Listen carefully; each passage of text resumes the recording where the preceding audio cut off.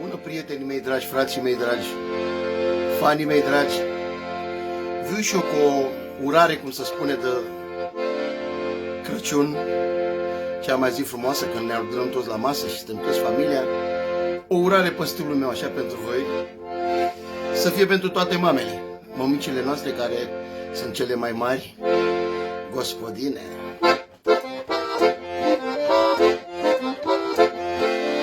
Cine face cozonaci, cei mai buni și minunați, este doar mămica mea și îi spun să rămână.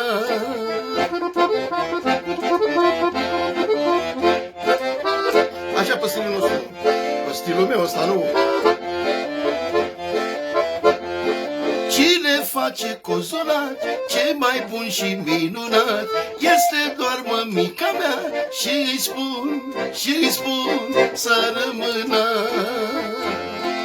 Luați și mâncați și vă săturați, să nu vă certați, să rămâneți frați.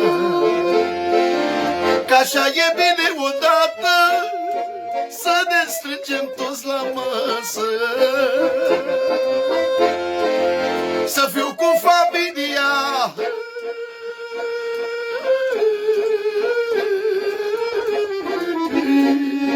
cu tata și cu mama. Că așa este bine în viață.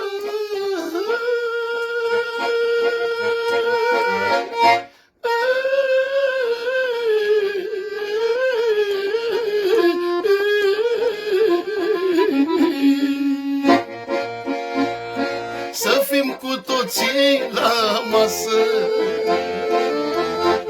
Iar cine face cozonaci, cei mai buni și minunați, este doar mămica mea și îi spun să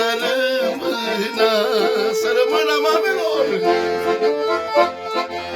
Eu pe mama o iubesc și pentru tata trăiesc. Ăștia sunt părinții mei și dau viața pentru ei, pentru tata și mama.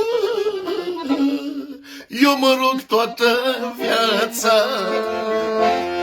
Cine face cozonaci, cei mai buni și minunați, este doar mămica mea și îi spun să rămână.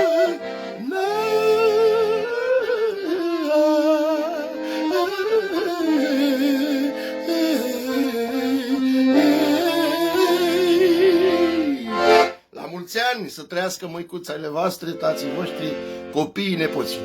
Vă iubește Sorin. E ceva pe stilul meu mai nou așa, să nu zică lumea că nu știu numai de alea. Au.